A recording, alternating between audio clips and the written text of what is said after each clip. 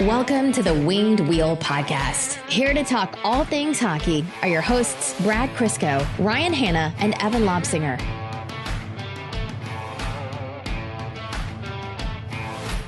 There's something about a double pad stack that just tickles me, man. It makes you think of when you were a kid playing hockey in the basement or street hockey or whatever it was, but the double pad stack, goalie positioning and fundamentals be damned, just save the puck, the Hasek era. Oh God, that's the stuff of life, man. Some of the most iconic saves in hockey history, the old double pad stack. Hasek had about 19 of them. Kirk McLean in OT Game 7. It's the way to go.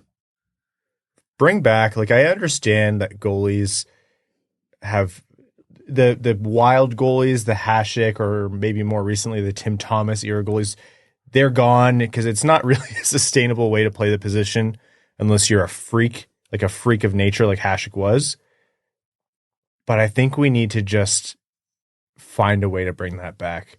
We need to genetically engineer more Haseks because it's just so much more fun and chaotic to watch. A good game from a great goalie in the modern age is just like, wow, nothing got past him. Some huge saves, maybe like a stretching glove save or whatever, but it doesn't feel as cinematic. It doesn't feel like Showtime like it used to. Goalies used to be just all over the place. And I understand it makes for worse goaltending by and large, but maybe this is the nostalgia in me. I just love it so much.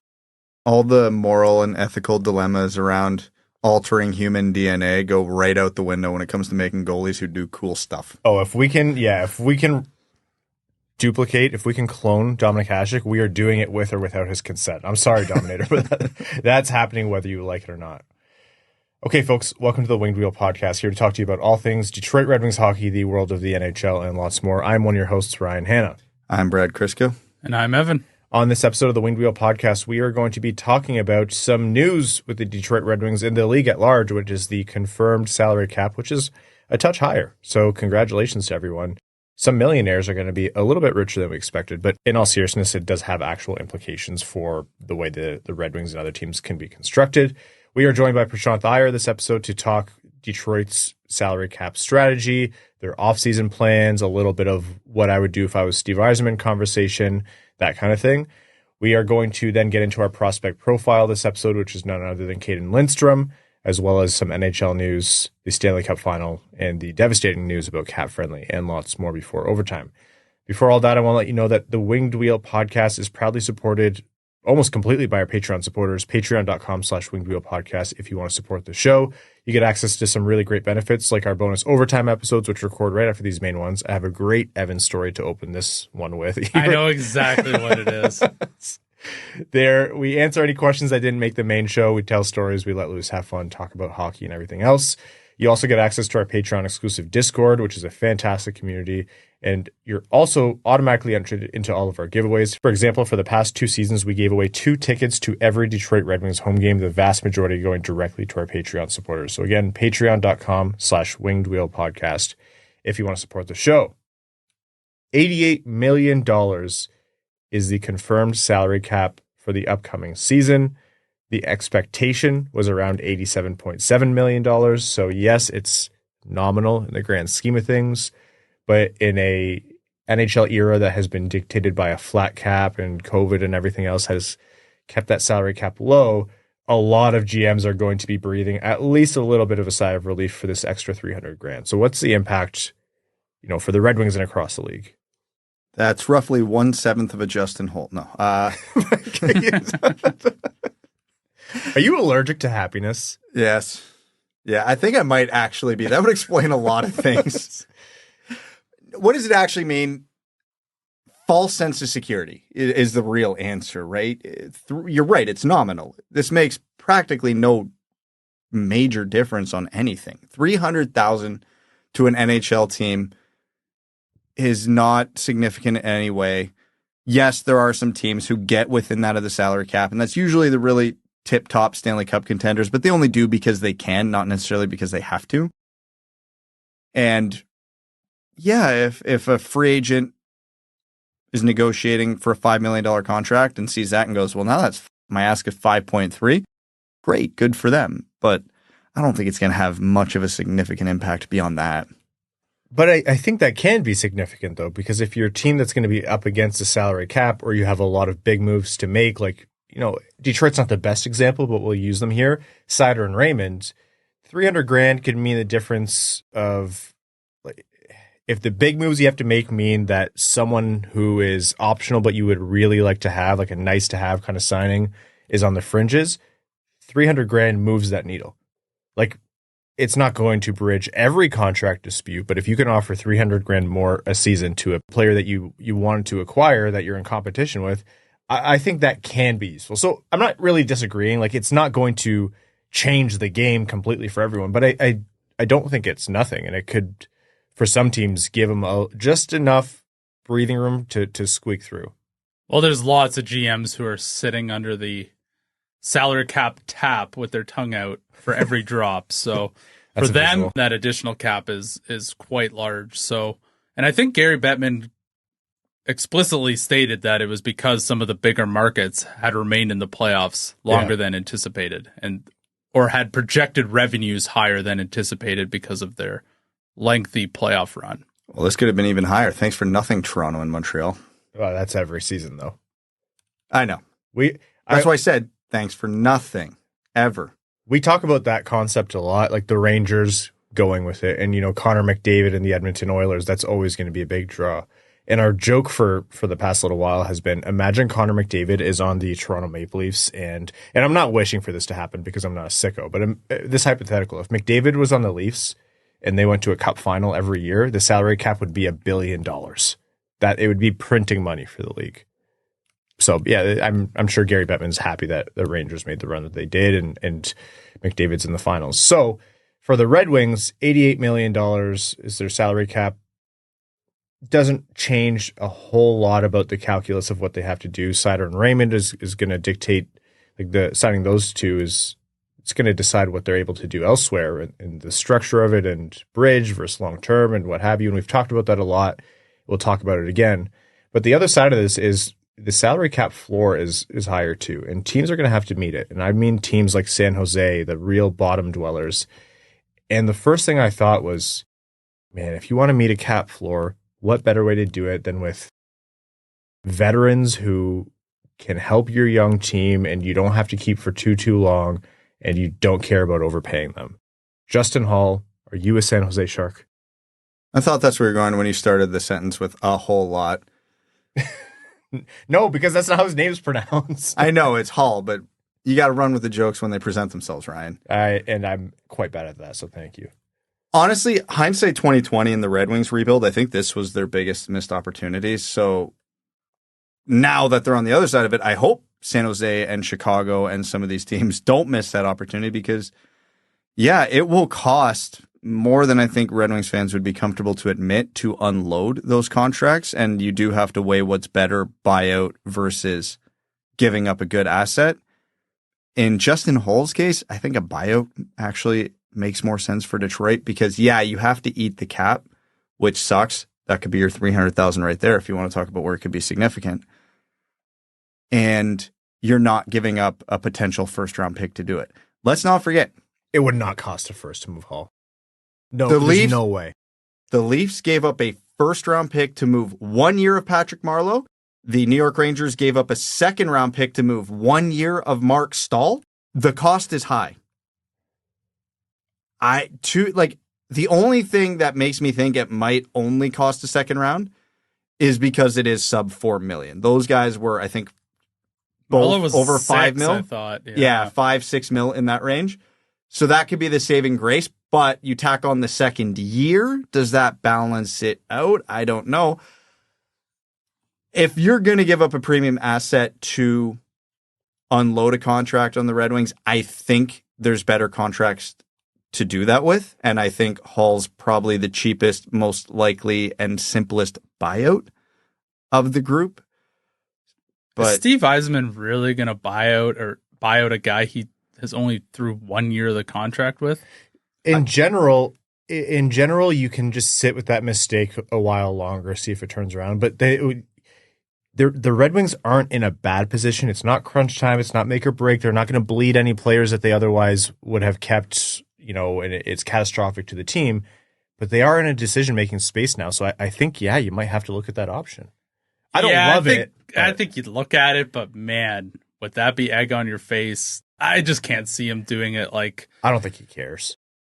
I mean, if there's anyone who shouldn't, given his relationship with the organization throughout the years, I don't think he should care, but I don't know, like, there's other candidates for me other than Justin Holl that I would look to move first.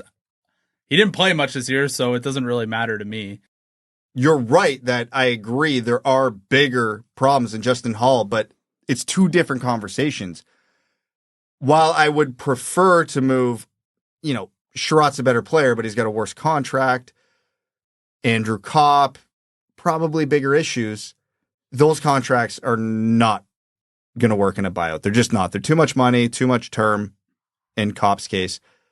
Holl's you can buy out and stomach. It's not great, but it's not terrible either. You're not completely screwed. And when you run through the Red Wings defense, you're looking at Walman and Seider and Edvinsson and Sherratt and Johansson and Petrie and Maatta.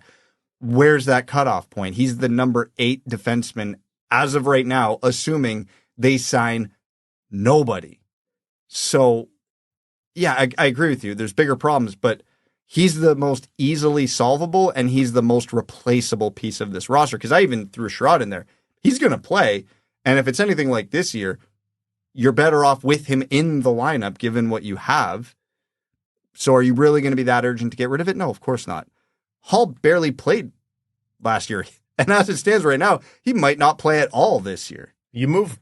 Holl's the name that comes up because if it's not him, then it's Maatta, who has more utility. Or it's Fabry, who you really don't want to move, and is he like a tiny bit overpaid for his production? Sure. But otherwise, like, you want that depth scoring, especially because Detroit wants to hang on to their scoring. So it's all, you want the guy moved who just couldn't crack the roster when he just signed a 3-year contract. It's plain and simple. It almost feels like you're zeroing in on someone and you're just like incessant about it, but that it's the player that makes the most sense. Utah could also be a landing spot. A ton of defensive free agents. You don't know what direction they're going to go there. It's not going to, none of these teams are going to just take it. You're right. It's going to be expensive, but I don't know if it's a third. I don't know.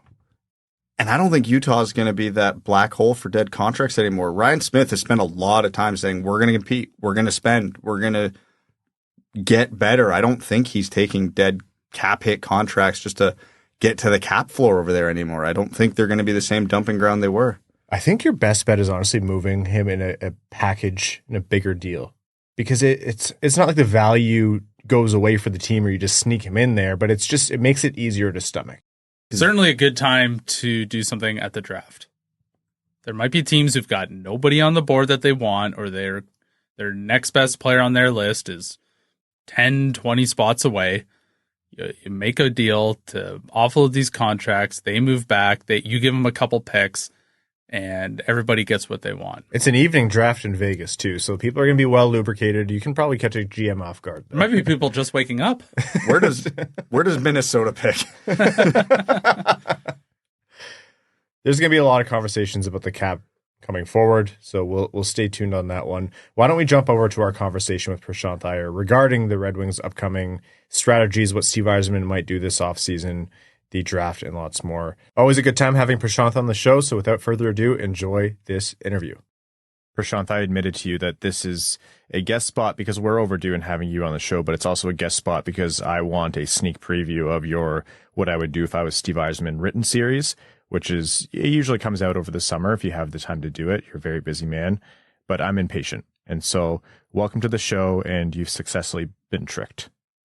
I mean, that's fair. I when you texted me, I wasn't sure what the premise was for coming. I assumed Max was unavailable, and therefore I went with Discount Max Boltman as my tag name for today. But I appreciate you having me here. I can neither confirm nor deny Max's availability. I think this is our first time having you on since our Red Wings Roundtable postseason, and, not much has changed for the Red Wings, but kind of a lot has changed in the landscape of the NHL. Players on the move, presumptively. The salary cap has a little bit more clarity now. how much has the outside noise cleared up a vision or a path in your mind of what could happen for the Red Wings on all fronts if you were Steve Yzerman? I think the first thing that really solidifies kind of a path forward is the cap. So the cap coming in at $88 million is about a 5.4% raise from the prior season, which is terrific news for the Red Wings. We talked about previously how it's not like they were necessarily in a cap crunch, but having to pay both Mo Seider and Lucas Raymond if they were going to opt for either longer term extensions, in the 6 to 8 year range, it was going to end up pushing them close to being a cap team, without necessarily giving them a ton of space to really add kind of a bona fide player. So getting $88 million as kind of the cap, is not only encouraging for this season, but encouraging for future seasons. Should the NHL kind of continue to generate revenue at the rate that they're doing, as well as the players kind of having paid off all of their prior debt from the COVID years. I think that's all tremendously positive news for the Red Wings as you're kind of forecasting the next 3 years. So that's really the biggest thing. I think outside of that, there's a lot of gray. Carolina had a GM turnover, where they're still looking for a GM, and now there are players there that are being rumored, like Marty Necas, and there's a couple of other guys that are certainly on the market that would be very interesting, but haven't necessarily gotten the clarity there. So, for me right now, it's still the same picture. It's just now I can solidly say, okay, I'm operating with an $88 million cap. So broad strokes before we start to go down, more narrow paths. The non-negotiables are what they are. The Red Wings have to re-sign their RFAs, their two core players in Seider and Raymond, and we know that. And I think we've had a lot of discussion, and we can do some more here today if we'd like, but it could be a bridge, it could be long-term. That's largely going to be dictated by the player. Is there, in your mind, like one path that makes the most sense for the Red Wings, or do you kind of see multiple opportunities to move forward? And I mean, like, you ship out multiple contracts or you don't, or you make a big trade or you don't. Is there kind of a most sensible way forward in your eyes? Defining what's a sensible way forward is really challenging because it comes down to what you deem this team's contention window to be and when you truly expect them to be a perennial playoff contender and potentially a Stanley Cup contender. For me, the way I view this team, with the way the Alex DeBrincat deal was made and then ultimately signing him for only 4 years, with the way the Dylan Larkin extension was done and kind of timed, and with what you're going to get from Mo Seider and Lucas Raymond, potentially having long-term deals for both of them, the most reasonable path, or I think the most likely path to being able to construct a contender, is doing so within the next 1 to 3 years. And what I mean by that is you're talking about a team that is kind of squarely ensconced itself in the playoff picture within the next, 1 to 3 years. And what that means is you're going to probably have a pretty big turnover of guys to be able to do that. And the reason I'm defining that as the window is you look at sort of the age of Dylan Larkin, the age of Alex DeBrincat, and now having Mo Seider and Lucas Raymond on potentially long-term deals. This is the time where they're sort of entering their prime. You haven't had Larkin and DeBrincat necessarily exit any sort of prime. They're squarely in their primes. And so this is when you need to compete. You need to compete before Dylan Larkin, Alex DeBrincat start to enter sort of the backside of their primes. You need to compete before, you can really while you're entering the Raymond and Seider prime to ensure that you get a good duration out of it.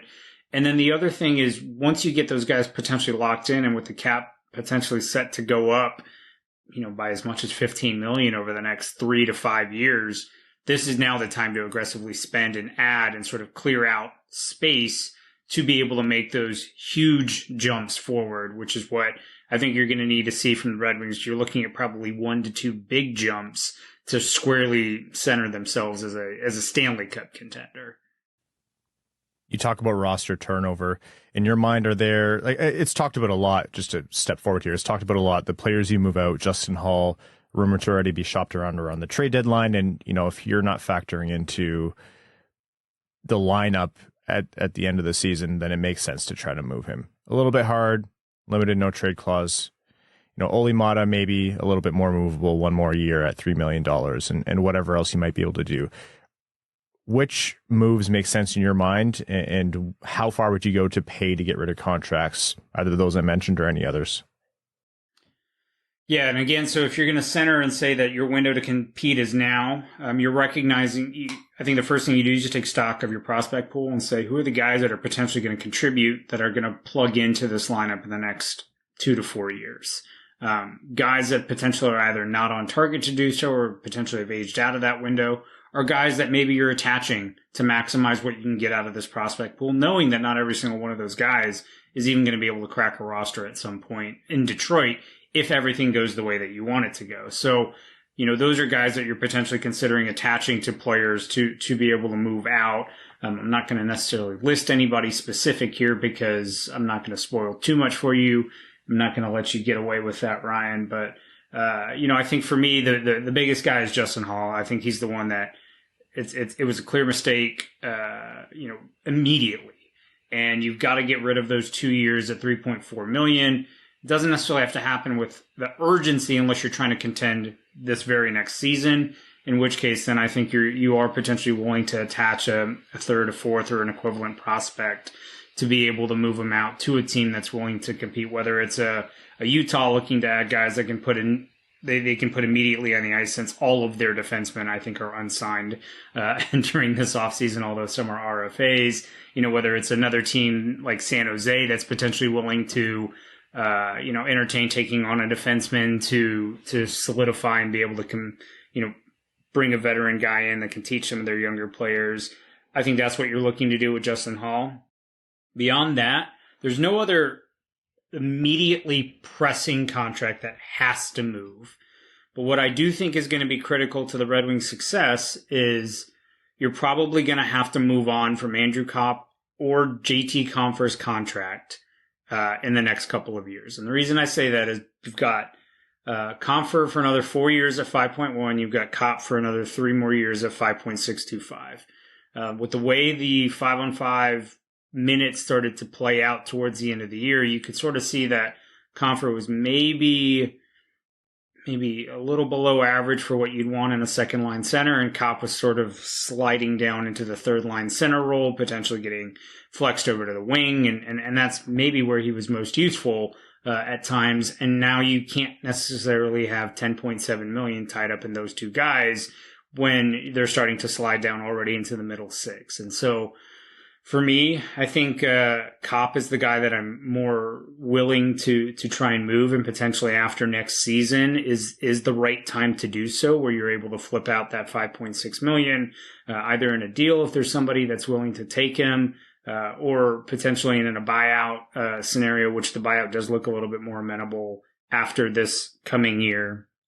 But I think those are the guys that are just on the radar, as those are clear signs where you need to improve for the amount of money that you're currently spending. And for me, that's what I would focus on if I'm Detroit, not necessarily this offseason, but thinking ahead if my plan is to be competitive in the next 1 to 3 years. Now, we mentioned that it's going to be Seider and Raymond who are going to dictate, the structure of the upcoming, Detroit Red Wings salary cap. Previous conversations were, sign as long as possible. It's just the easiest calculation you can do. The value almost is always added. The big grain of salt we always have in these conversations, if the player and their agent is saying, nope, I'll only take, 3 years, 4 years, 5 years, whatever, then that is what it is. But has your thinking changed at all on a possible structure for those contracts now that, if you're looking at a short-term contention window, or a shorter-term contention window, I should say, you'd be willing to take fewer years and pay down the line, so to speak? Yeah, it's a really interesting question, because what you're basically setting up is, hypothetically, let's say that you are targeting this 1 to 3 years, but for whatever reason it doesn't pan out the way you want it to. You get a significant injury to maybe one of the top guys. One of the guys doesn't take the step that you're hoping to. There's a regression from one of the core players. For whatever reason, it doesn't work out. Hockey is tough. It's tough to figure things out. You can't necessarily project all of that.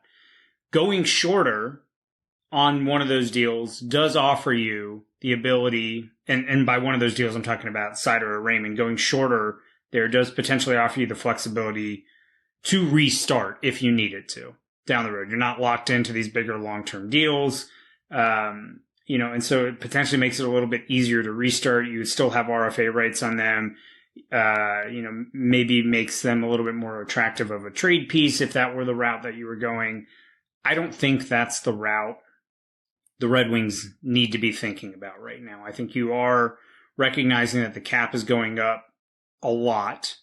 Even if you sign these guys 8 years at close to what their maximal value is, whether for Seider, that's, maybe around $9.5 million being kind of the upper end of what you're thinking, and Lucas Raymond maybe around, 8.5 to 8.8 being the upper end of what you're thinking there. Those are going to ultimately end up being much better value deals within 3 to 4 years, even without doing anything. And so I don't think you're super worried about that there. The only thing that I'll come around to is an idea that we introduced very briefly, and I can't remember how much detail we went into it at the Red Wings roundtable we did, where, what is the likelihood that if you were to renegotiate with one of these guys in 4 years, that they have substantially improved the amount or cap hit percentage they would command?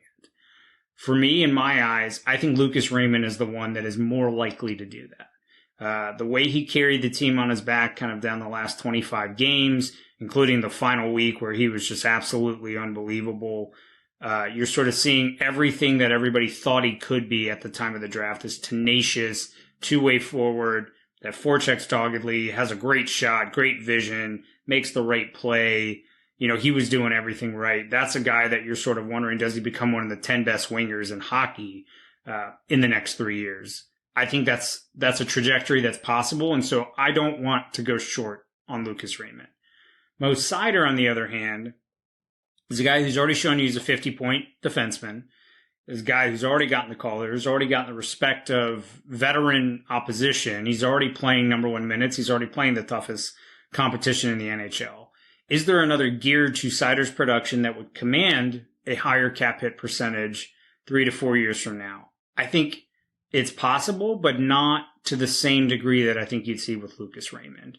And so for that reason, if you were to go a little shorter with somebody, I would consider going a little shorter with Mo Seider, knowing that even if I have to renegotiate in 4 years while still having RFA rights, I probably won't have to pay that much higher of a cap hit percentage. So flipping over to offense, and the Red Wings, surprisingly, to put it candidly, didn't struggle on offense this season. They were often among the top scoring teams in the NHL, and even at points where you felt like, oh, their 5-on-5 play is suffering, the production always kind of came around. Shooting percentages were high, so you can't really bank on that continuing, but you do have to hand it to the team for how they produced offensively. That said, Patrick Kane is not guaranteed to return. Depending on who you talk to and the time of day, it might be said that he is more likely to leave than he is to return to Detroit. And that's a lot of offense lost, not just, from Kane himself, but the way he raised the level of those around him. So, long question here is, if Patrick Kane leaves, what do you have in mind across the league that could be a potential replacement for that offense so Detroit can keep that train going? Yeah. I've already briefly talked about how the Wings need to improve from Andrew Kopp and JT Compher. I've potentially talked about going short on Moritz Seider's deal. I am going to say a more controversial statement than those two, being that I do think the Red Wings offense is their single biggest need that they need to fix this offseason. You alluded to the fact that shooting percentages were high.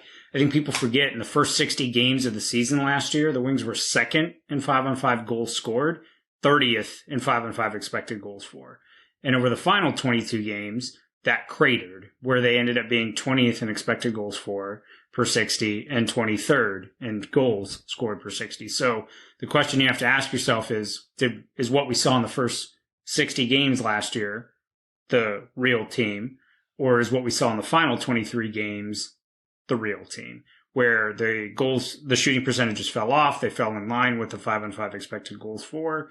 And that's more like what we're planning to see, in which case we need a team and we need to add some players that can actually generate a little bit more offense there. And so if Patrick Kane is not back, the top guy that jumps out to me, Max highlighted him in his recent article, which if you haven't seen, go check out, is Jonathan Marchessault. I think when you think about for the term that you'll be able to offer him, the amount of money you'll be able to spend, and the style of play he brings along with that championship experience, he ticks every box for you. You know, he's 33 years old right now. You can expect to get him somewhere around 3 years, $7 million is what we're seeing from Evolving Hockey. I think that's really reasonable for what you would expect here. That takes him to 36. But this is a guy that scored 37 goals, 70 points, playing 18 minutes a night. You know, and even though people will point at his size, he has continued to be prolific in the playoffs. He's shown that he's the type of player that can elevate that team. And so if you add a guy like Marchessault, and I think the big difference in what he brings to the table from Kane is Kane, tremendous setup man, but I think Detroit really does need somebody to finish those plays. And that's what Marchessault brings. You know, a guy that's a 40-goal scorer, was close to that again this year. That's what I really like about him coming to this team. And now you potentially in a scenario where you can keep Raymond and Larkin together because Marchessault can elevate whoever's playing that second line with them. Or if you think Raymond is that bona fide guy that can drive, you know, everything forward and you bring him down to elevate that second line, now you've got really two solidly productive offensive lines, which is what the Wings missed last year, where teams were able to load up and kind of target the Larkin line when Raymond was playing there. And then they weren't able to generate anything from there. So I really like Marchessault as kind of the top target for Detroit. And he's undoubtedly a name that we'll continue to focus on. And honestly, and I only say this half kidding, if they keep Perron, that could also be a draw for Marchessault. The Quebecois like to stick together that way. Good for Perron to have a friend. I have to be honest, just because I'm running the interview doesn't mean I get to shelter myself. I put out an opinion on a recent podcast, and I think I said on air, Prashanth's going to kick me for this one, but it was regarding Igor Shesterkin, and in a hypothetical where New York doesn't get him signed and he's on open market, should Detroit give him the equivalent of the Bobrovsky contract, which when I ran the numbers before the cap confirmation, I think was like 7 times 11.5 or something like that. And I said yes, Brad said no, Evan was leaning yes, and then I was stupid enough to put it in the group chat, and Brad obviously was still a no, and Max said, yeah, you know, it's close, leaning no, but you know, you can see the justification. Here's your open season on me. Why should or shouldn't Detroit go out and get a big name goalie via trade, via free agency for that much money? You know, it's a fair question, because what ultimately cost Detroit at the end of the year was, in addition to their shooting percentage dropping off, their goaltending just completely dropped off. You know, their 5-on-5 save percentage, I think, ended up being like 89.8% over the last 22 games, which was 5th worst in the league. So that was clearly an issue. The problem that I think you run into is if you go and throw a bunch of money at the big name goalie, one, it has to be the right big name goalie, because we've already seen a lot of these deals backfire. In fact, people forget Bobrovsky was not the game 1 starter last season for Florida, right? That's the guy that was in Detroit's net this past year, Alex Lyon. Right? He was the guy that ultimately got them into the playoffs with a strong, you know, final 8 games, started the first few games, and then obviously Bobrovsky took over. But even Bobrovsky, a guy of his caliber, has been so boom or bust, where it's almost felt like it's either Vezina or replacement level goaltender. So if you're picking a big name goalie to go after, you've got to pick the right guy. You're already seeing the Islanders potentially regret giving a huge 8-year deal to Ilya Sorokin, who a lot of us thought was going to be right up there with Shesterkin, wasn't the starter for the Islanders in the playoffs. You know, Semyon Varlamov ended up taking over that. Now you've got a Sorokin 8-year deal that kicks in. So that's problematic. I think Shesterkin probably is the one guy you could say, okay, I feel pretty good that he's going to be a top 5 goalie for the next several years. I think you could reasonably bet on that. The challenge you run into is the team in front of Shesterkin, if you were to bring him to Detroit, is simply not good enough that Shesterkin raises the floor of this team, but he does not raise the ceiling. And I think that's the way I would put it, is I think he can get this team into the playoffs. And obviously you can always say anything can happen in the playoffs, but now I think you've elevated yourself to maybe a New York Islanders level team, where it's a team that's going to get into the playoffs, or be very, very competitive to the playoffs, but not necessarily a team that's going to strike fear in anybody. And I think if you go and give the $10 million, $11 million to Igor Shesterkin, along with giving potentially $9 million to Seider, $9 million to Lucas Raymond, you've got your $8 million and Dylan Larkin and your $8 million and Alex DeBrincat. I'm rounding here, so everybody forgive me. Don't yell at me for that. You've now tied up a substantial amount of money in 5 players. That is, you're talking about almost $50 million between 5 guys. And if you do that, we just watched the Leafs, and those 5 guys that I just said, I'm sorry, they're not on the same level as the Leafs guys that you've got tied up, and they're struggling to field a team around them. So I don't think that's the right path for Detroit to go down, because I just don't think Shesterkin is the guy that can raise the ceiling of this team. I think you're better off pursuing different goalies that can give you anywhere from average to above average goaltending, which is something the Wings got for a large part of last year before it cratered, and then work on improving the guys up front that can raise ultimately the ceiling of what you can achieve.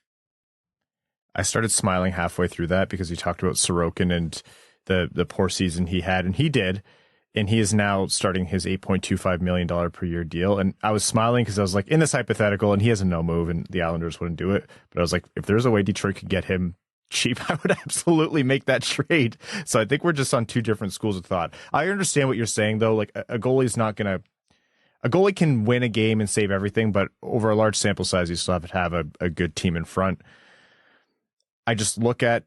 I'm just scared of having to play Lyon for more than 40 games. And if Husso is healthy, is he even going to be good? Because that was even up in the air when he was healthy last season. But to your point, maybe trying that same formula while you focus the money elsewhere. It's just, it's 2 different ways of constructing teams. I mean, we look at the Stanley Cup Final that we've got in front of us right now. Sergei Bobrovsky is that $10 million goalie for Florida, and Edmonton's trotting out Stuart Skinner. And it's a very different way of approaching it. Last season was the same thing. You have Vegas bringing journeyman Adin Hill is the guy leading them, who was the 5th goalie in Vegas last year, mind you, after they cycled through a bunch of different guys, again, going against Bobrovsky. And so we've seen this year after year. There's not a right way to go about doing this. You can do this with a $10 million goalie. You can do it. I mean, we saw the Rangers again go to the conference final, with Igor Shesterkin. They did this for years with Henrik Lundqvist being a highly paid goalie. You can absolutely do it. It just, to me, it shrinks the margin of error.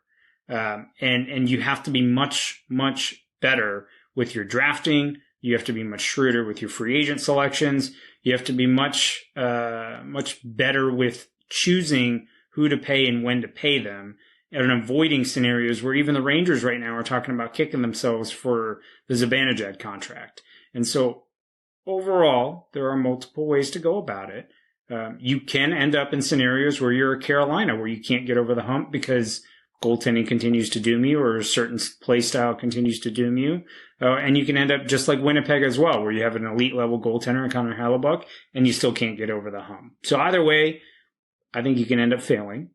But I think you have a better margin if you go cheaper in net. All right, let's flip over to the draft coming up at the end of the month here.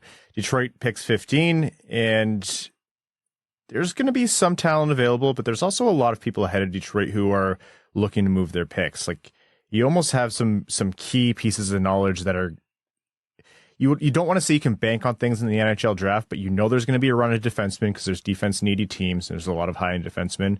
And teams like Buffalo, New Jersey, and others are very open to moving their picks.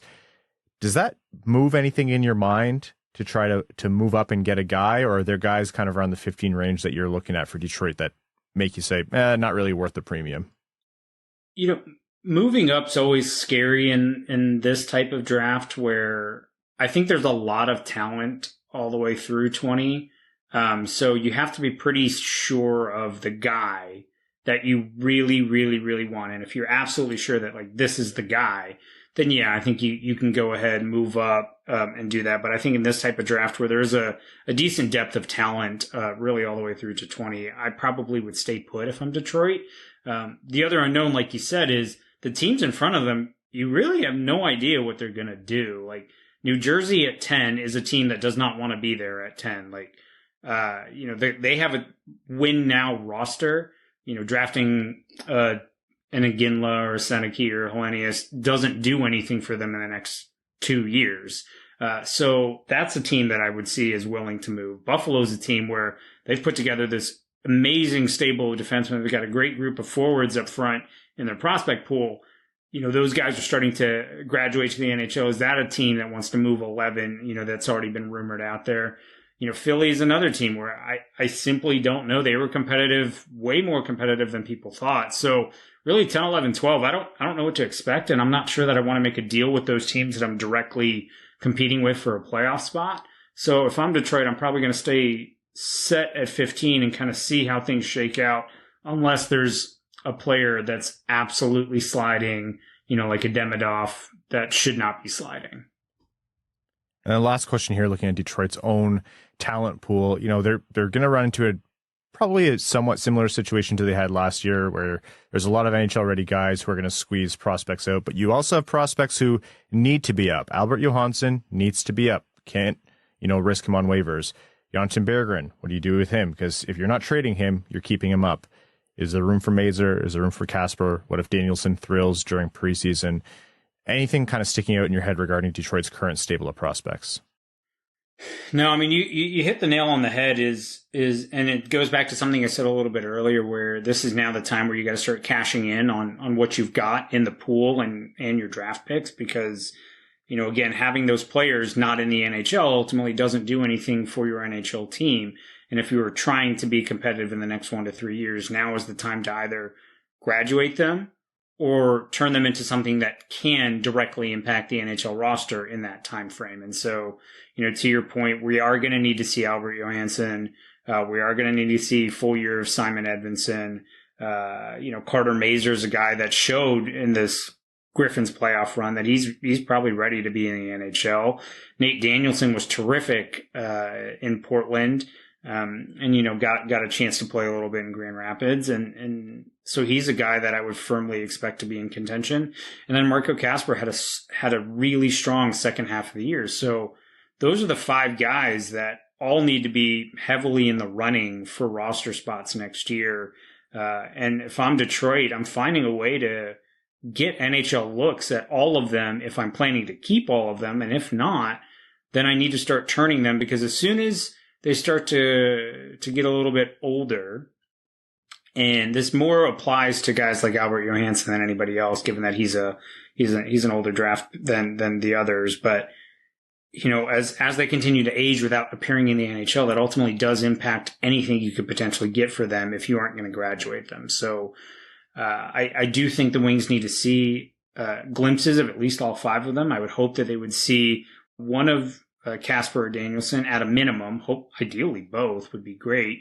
You get Mazur in as a cheaper alternative that allows you to spend a little bit more on a winger, again, leveraging those entry-level contract deals.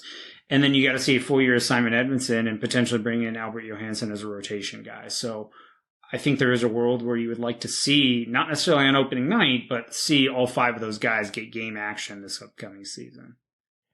All right, Prashanth, I'm done trying to squeeze out information that I know we're going to be getting in those fantastic articles that you put out. So to cap us off, let us know where people can tune into you on Expected by Whom and what you and Sean are doing with that fantastic show, which is thoroughly outpacing us in terms of having NHL assistant GMs, execs on the air.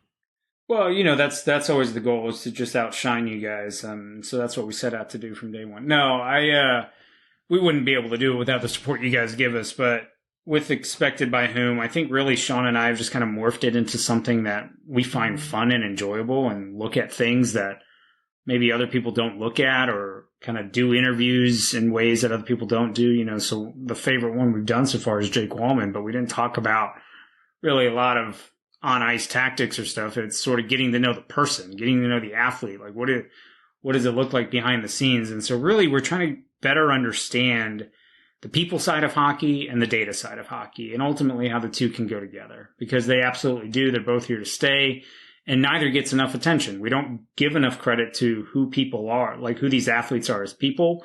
And we don't spend enough time kind of figuring out how to actually marry the data and use the data correctly and appropriately, and how to actually apply it in a lot of these situations. So that's what we're trying to do. And then as far as writing, it's whatever floats my boat that day, whether it's on your site, whether it's on my Substack, or whether it's just on Twitter, because I don't actually feel like formatting it. So. All right, folks, speaking of which, at @Iyer_Prashanth on Twitter. Prashanth, thanks so much for jumping in today and giving us that sneak preview. And once that's out there, we're going to have you back on for a much bigger discussion. Thanks again, man. You got it. This episode of the Winged Wheel podcast is proudly brought to you by Labatt Blue Light. Created in 1983, this premium light Canadian Pilsner is a delicately balanced beer brewed with Cascade hops and a blend of malt. It's fresh, crisp, and brewed to the highest quality standards. There's a little bit of Canadian kindness in every sip of Labatt Blue Light. How did it get in there? They're Canadian. That's how.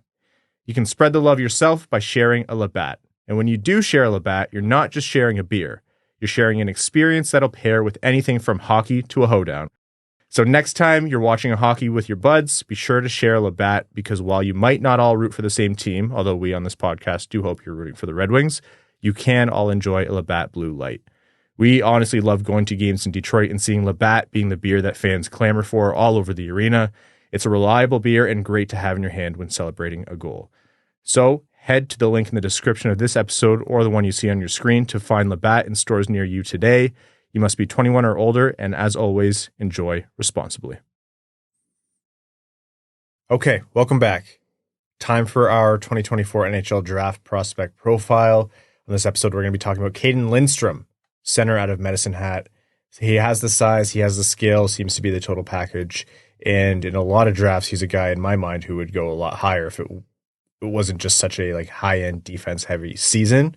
Seems to be the kind of player that Montreal is also zeroing in on, if you're to believe the latest rumblings. So who is Cayden Lindstrom?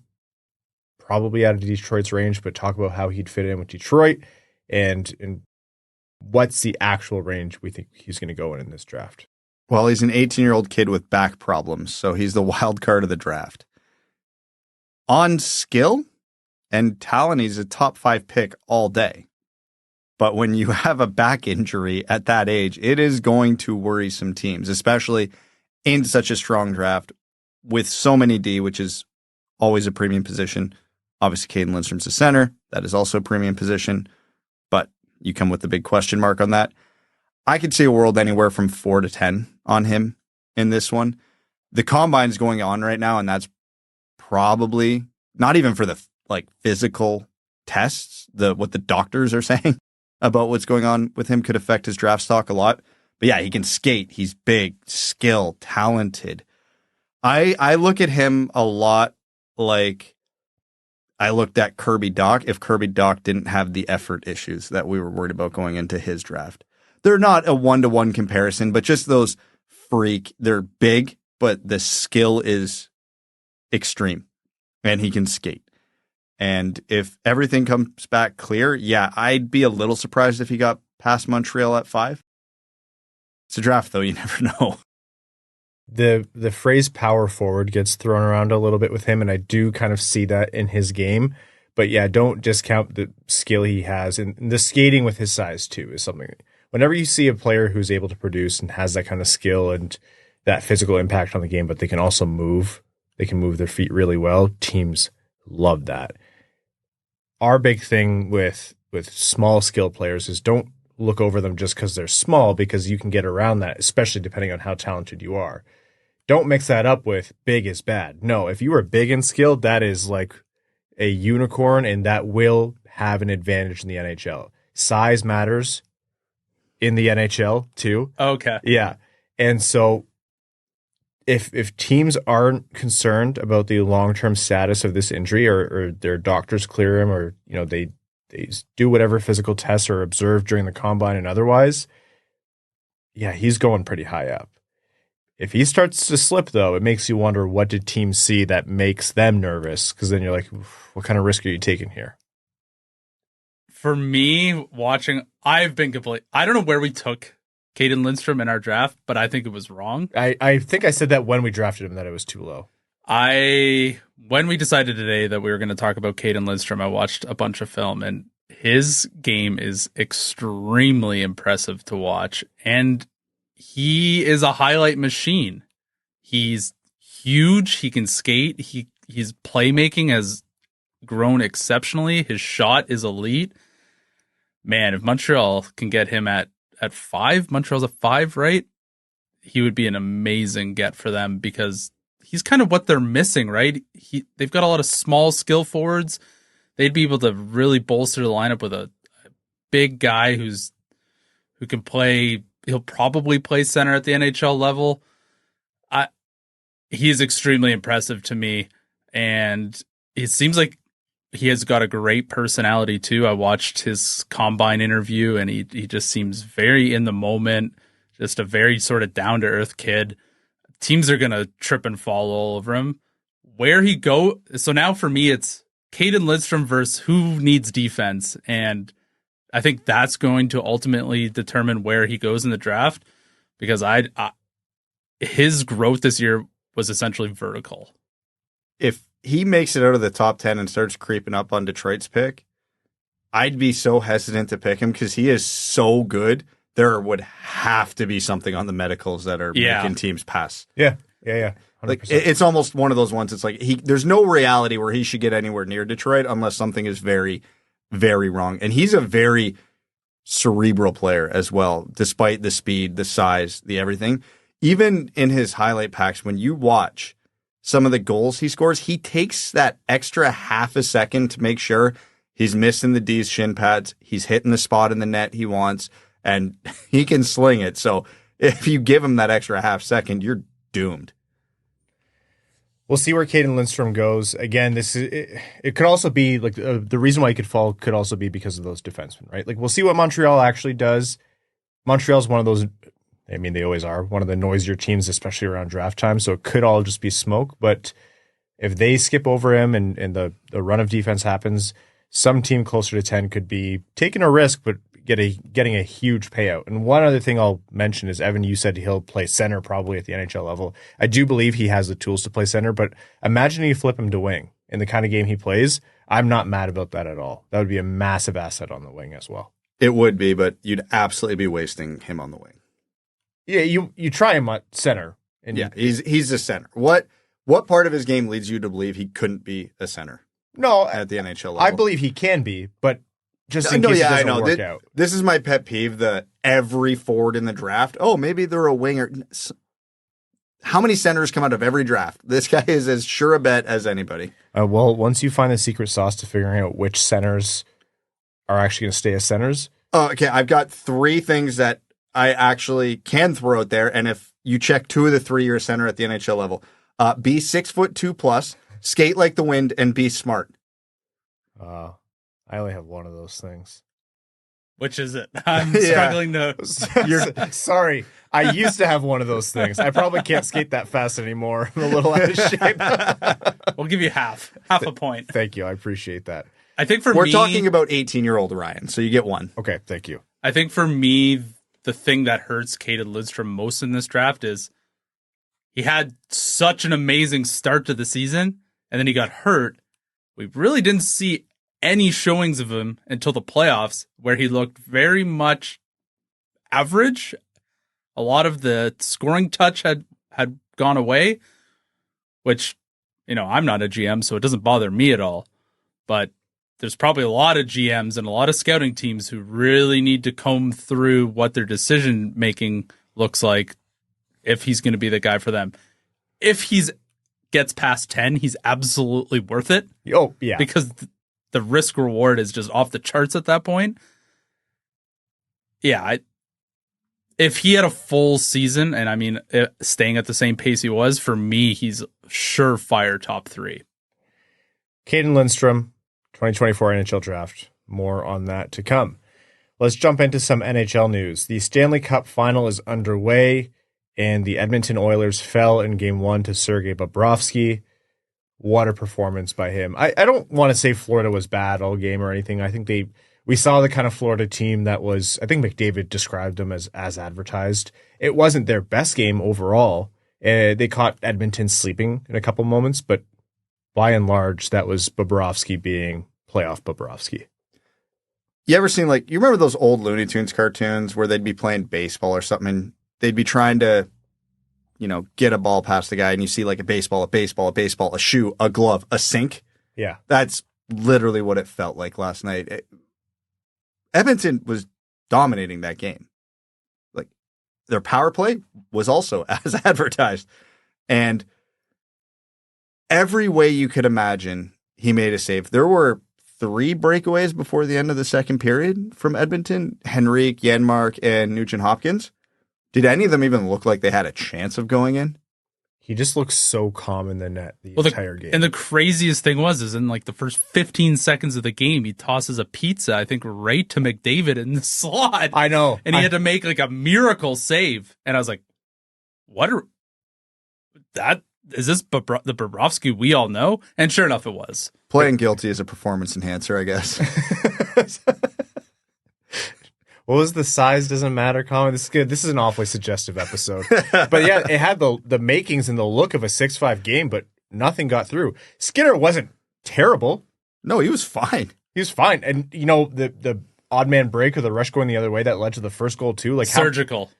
Yeah, you don't ever love a puck that goes in on that spot on a goalie unless he's going east to west and it's a one-timer. Like what do you want him to do there? He can't get in position and make a reaction save. He just has to get over and pray it hits him. For all 200 feet of that play, you can point to 3 different Edmonton Oilers who messed up that back check. If you want to look at defensive transition from like a team structure perspective, just run that clip because it is an absolute masterclass in how you transition the puck from your own zone and everybody finds a seam and gets open. And it's just up the ice, couple passes, out front of Verhaeghe in the net. Yeah. It was amazing. Clinical. If we want to talk about defensive masterclasses, let's talk about Florida's second goal.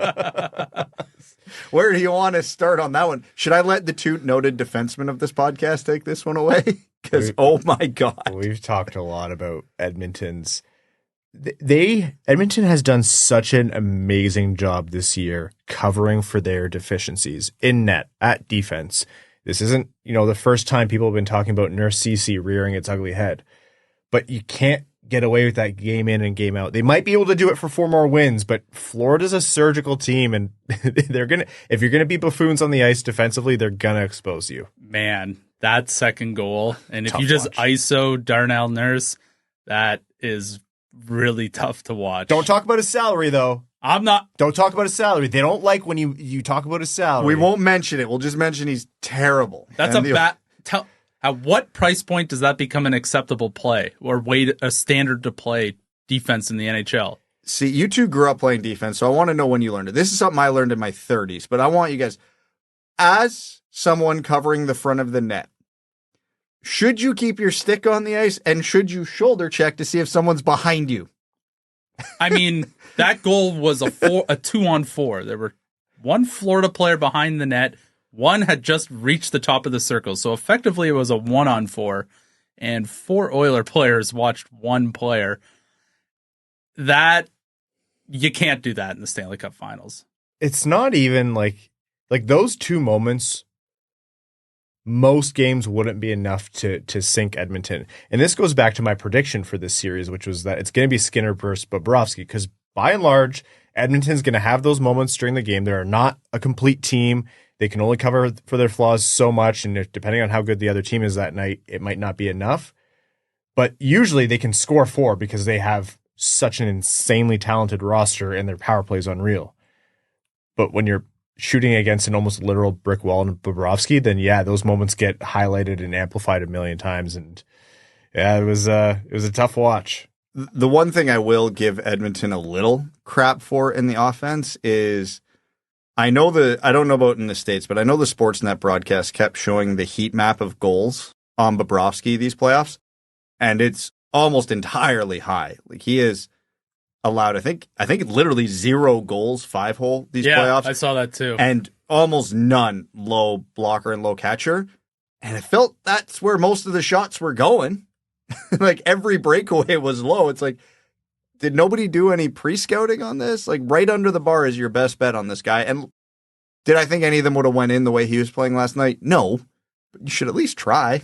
I just keep watching Nurse in front of the net like that. It's so bad. It's so bad. And you know what?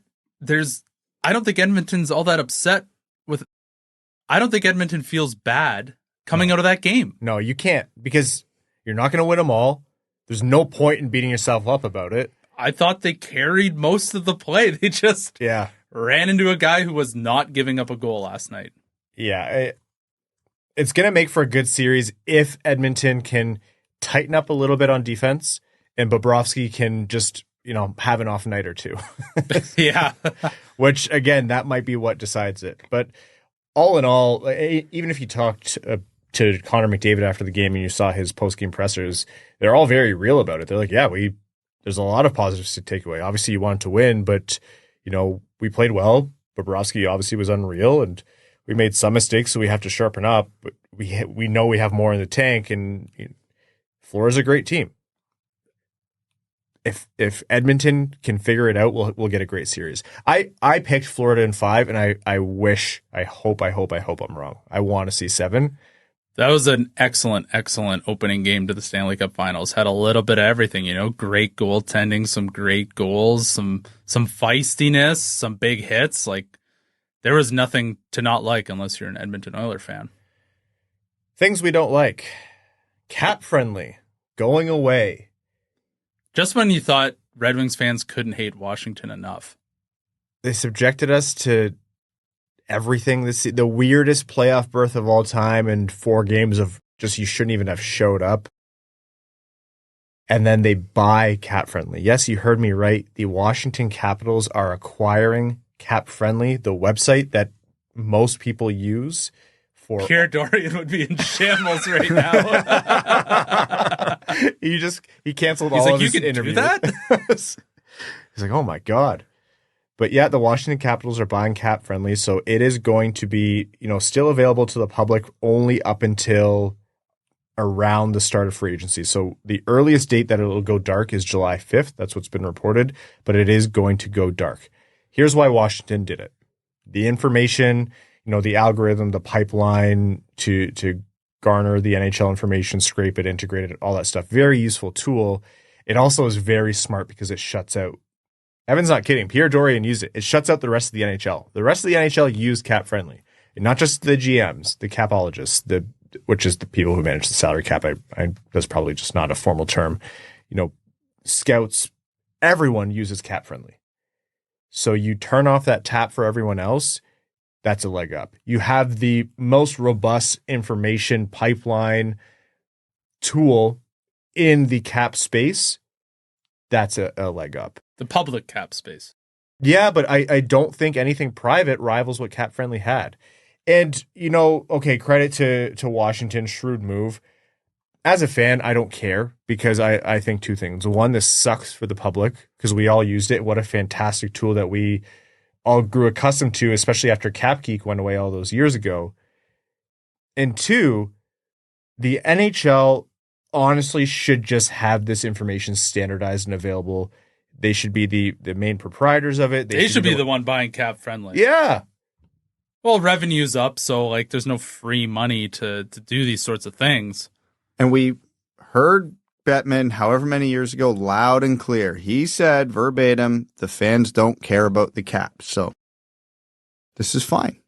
I mean, Evan would like fans to not have to care about the cap. We actually asked Evan and all of his computer development splendor to write a CapFriendly replacement, and he created a website, and it's just a plain text page that says there is no salary cap. So that's right. That's the best we got from Evan. Fans care. This is important to fans. Something else will come up. Puckpedia is the tool that people think about the most. There's a couple other alternatives that are coming about that I'm sure are now going to be rapidly developed. Whenever there's a vacuum in the space, we've seen it filled before. And the playbook is there. It might take some time, but it's like, it just sucks. Sucks for fans. Big L for the fan base and people who use it because they just want to go on that site. They're accustomed to it and they want to look up this information. Not everybody cares about the salary cap. Gary Bettman's right about that. But I'd say there's a lot of people who use this tool, and now we've got to come up with a whole new one to do it all over again. One thing I'll say is credit to the founders of CapFriendly. I have to imagine they had a huge payout to do this because they got a lot of traffic. You on get their your website. cake. Who am I to say I would do anything different? Exactly. With the check that I'm sure was proposed to them by Washington's ownership, good for them. Get your payday. Whoever's creating the alternative, whether it's Puckpedia continuing to improve or something else, let us know how we can support, please. We need this. I fear what's going to happen after July 5th. They have 1 month of development time to get it out. Oh, that's plenty. We'll start in a couple weeks. Yeah. Well, we're going to have whatever capfriendly.mich.gov or whatever it's going to be. And it's just going to be Evan's blank screen up. There is no salary cap. Your team sucks. That's legal. All right, let's move on and jump into overtime of this episode of the Winged Wheel Podcast. Overtime is brought to you by our Patreon supporters, patreon.com/wingedwheelpodcast. If you want to join the Dub Club, the bonus overtime episodes, the giveaways, the Discord are some of the great benefits that you get. You also allow us to continue to improve and produce and put on the Winged Wheel Podcast, especially during the off season, all of our pre-draft and draft coverage and free agency and all of that. You allow us to support the Jamie Daniels Foundation through initiatives like Winged Wheel Podcast Nights at the LCA and at Van Andel Arena in partnership with the Detroit Red Wings and the Grand Rapids Griffins. You also allow us to produce content like Expected by Whom, hosted by Prashanth Iyer and Sean Shapiro. So all that and lots more, again, patreon.com/Winged Wheel Podcast. Taking some questions from our patrons. Marty says, what's the likelihood the Wings move at least two of Holl, Maatta, and Fabry? Feels like a few key cap-related issues could be resolved if we can attach a pick and offload two of those deals. Move or are no longer part of the Wings next year? Answer both, I'd say. Move, I'm going to say 10% that they move two of those three. That two of the three are gone next year, I'd give it 50-50. I think two of them gone is... I just don't think that much movement typically happens. So I'll say a 1 in 3 chance that two of them are gone at most, in my mind. Yeah, it's pretty low. With the cap floor going up, obviously that changes things a little bit. Yeah, you don't see a lot of those moves happen. And I know we've talked about they're not going to carry 8 defensemen, but they might, as long as they're not carrying 3 goalies. They got through all this year basically rolling with 13 forwards, so there's no reason they can't carry 8 defensemen, but that would be under the understanding they're going in with 2 goalies. Wizard of Osgood says there's a prospect I really like in this draft, but I don't love his shot. I think it's the reason most mocks have him going in the 20s. How difficult is it to improve your shot once you hit draft age? It's not. It's the easiest skill to improve of everything in hockey.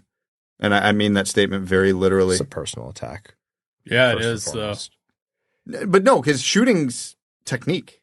Strength matters, of course, but if you're not that strong, you can tinker with flex to get that power like in a fake way. Like I'm not a strong dude. I use a 70 flex. It still whips. Like you can fix shot. Dylan Larkin is a perfect example. His shot sucked when he came into the NHL. And now he's like a uniquely good finisher. Yeah. So it's not easy. Don't get me wrong. I'm not saying every prospect who sucks at shooting is immediately going to be a great shooter. No, it doesn't work out for everybody. But if I had to put stock in, this is a really good prospect, everything's great, but the shot, I think a prospect who has a weak shot is more likely to improve that than a prospect who can't skate. There's not a lot of first-round picks who've got bad shots because those guys are almost always massive point producers. Yeah, they get pushed down by the guys who can't shoot. Yeah. First off, you can't paint all prospects with a broad brush. I've seen prospects change their skating style. I've seen prospects just develop more lower body strength, so even a choppy skating style is enough to get them around. I've seen prospects improve their shot. In general, you don't see like a shot as good as mine, which is not at all, turn into Austin Matthews's. Like that doesn't happen. You can improve on. It's not one of those skills that is only innate. Like you're only born with it. It's some kind of, you can't articulate where the talent comes from, and the technique is just has to come to you naturally. That's not the case. There are guys who have the technique, the skill, the strength, and this innate ability to do some other special things with the puck. You look at Bedard, you look at Matthews, guys like that. But in general, yeah, you can build on it. I will say I think skating is much more improvable than people think too, though. it can be done, but it's not as likely as a shot. Dylan Larkin's Nana says, okay, Evan, let's say we live your fantasy. There's no salary cap. Which pair would you rather have on the wings next season? Money is no object. Stamkos and Zadorov or Kane and Montour? Kane and Montour or Stamkos and Zadorov? This isn't actually a debate, right? Wait, it's not? This feels like it's Kane and Montour. It's Kane and Montour. Yeah, I was going to say. I was looking at you funny for a second, but no, it's Kane and Montour. I'm like, what am I missing here? That like Kane and Stamkos could be pretty close to a Which wash. Kane? Kind of doesn't matter. Raising. Oh man, I am hungry. Not sponsored. That was your one free ad, Raising Canes. Yeah, I think Kane Montour makes the most sense. I can't sit here and say we need to have, or the Red Wings need to have Patrick Kane back and then not be given the free opportunity to do so. And you also were the one to raise Montour on this show. Yeah, so it'd be anti-Evan Brand to go with anything else. I just love Zadorov as a dude. That's why I don't think he's the greatest hockey player at his position, but man, the sound bites are great. The vibes are high. The vibes are very high. Samuel Soderholm says, hey guys, thank you as always for the show. It makes waking up on Monday a bit more bearable knowing there's a new episode waiting for me. Appreciate your support, Samuel, as always. My question is this. In many draft profiles, skating is mentioned as a weakness. I would think that is something that would be easily worked on. No? Please explain for a dummy that can barely skate backwards. Okay, so funny enough, someone wants us to expand on the skating point. So why do you, Brad, not see skating as more improvable than shooting? Because there are so many things that go into skating. First, you're breaking habits. Let's just go with the fundamental part of this. If you've been doing something a certain way for 15 years of your life or longer, it is very, very hard to break that habit because it's just muscle memory at that point. Your body just automatically does it that way. So you have to go through hundreds upon thousands of reps correcting it to do it the new way. And then you have strength, body anatomy. If you are a short leg, long upper body person, you cannot get down in a very deep stride because your balance is too far forward. You can never skate. Like Jack Eichel's a great example of that. He can get going, but he's got that very upright stride, right? Because he's built that way. That's how he has to skate.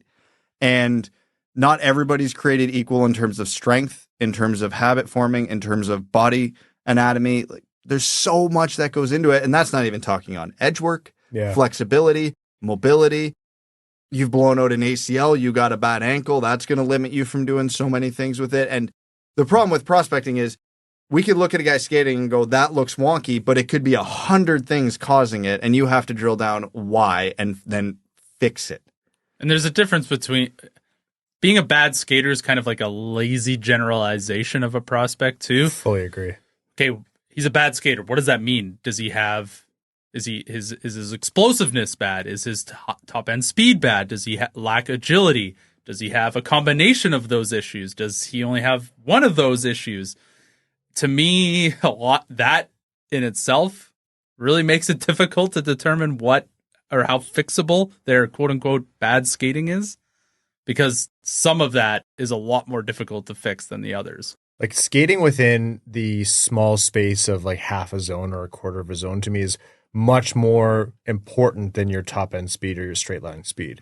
A lot of the NHL nowadays can get to a reasonable enough straight line speed. There's guys who are burners who will use that to their advantage. McDavid, and the speed at which he can do things with the puck is unseen or almost unseen in the NHL. He has the god tier of all three of those things I mentioned. Yeah. But if a guy is explosive enough or can turn around on a dime in his first three strides, get him propelled forward with momentum, I don't care where he tops out. I like him because I know if he gets turned around or beat to a puck or something like that, the play flips, he's moving the other way on a dime.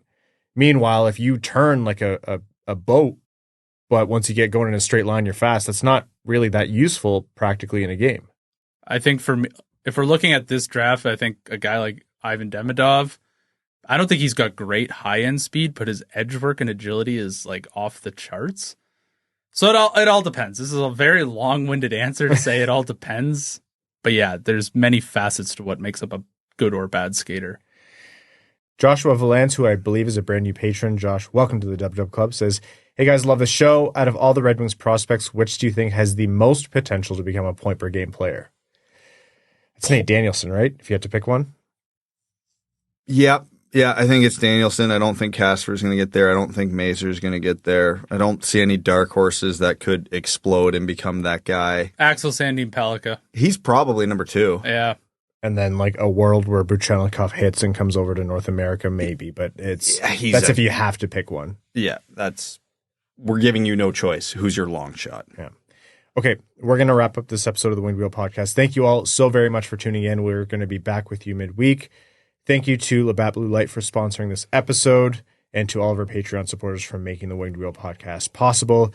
Also, thank you to all of our listeners, new and old. If you're a new listener, welcome to the show. And if you're a listener of old, thanks for hanging in during the offseason. Draft time's coming. You know how fun that can be.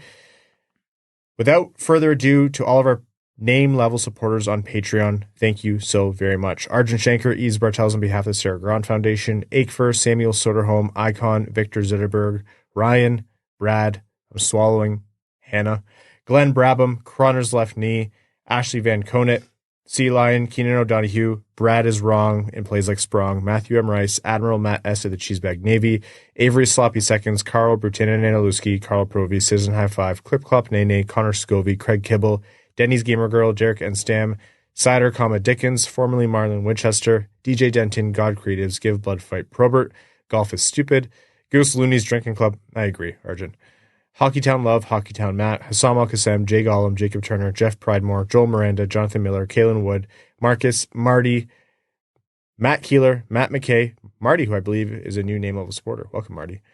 Michael Edlund, R.A., Rawl, Pud, That's What I Appreciates About You, S. Klein, Scott Martin, Skeletor, Scree and Lube, Stoli70, Wingnut, Utah, Stormin' Mormons, Wellman's Elite Dancing D, Iserplan Stan, General Andy Bohanna, the Cheesebag Army, Sam Bankson, Aaron, AB, Adam Rose, AA Ron, All Motor No Hands, Axel Sandy Pelika, Bellingham Acid Balls, Chi-Town Wings Fan, Chimkim Nuggets, Chuck Buffchest, the Tarplu Schoon, Commander Ben Barron of the Cheesebag Space Force, Connor Leighton, Corey Prida, Darren Fick, Datsuk's Dirty Deke, Eric Nance, Evans Fourth Putt, Frank Stanley, Gene Sullivan, Griffey Boy, James Pridemore, Jeremiah Dobo, JM Rhapsody, Joey Jojo Shabadoo, John Evans Derogatory, John Engels, Josh Yelton, Kevin McCracken, Quaz, Les Grossman's Ungodly Firestorm, Linda Hull, Michigan Boy in Avs Country, Ophelia, Salt Lake Sugar Girly, Steven, The Hodag, The Hat 123, Tom Iserplan Respecter, Throw the Road Puss, to the honeys getting money playing fellas like dummies. I love it when you call me Big Chungus. Thank you as always, Reed. Wings fan in St. Louis, Scott, and your second favorite patron. Thank you all so very much. We'll be with you midweek. Thanks for tuning in to the Winged Wheel Podcast. Be sure to check out wingedwheelpodcast.com, where you can subscribe to the show on iTunes, Spotify, or wherever you get your podcasts. You'll also find links to other ways to support the show, such as Patreon, official podcast apparel, and more. And don't forget to follow the show on Twitter at Winged Wheel Pod. And of course, the hosts at Brad Crisco, at Ryan Hanna WWP, and at Hockeytown Evan.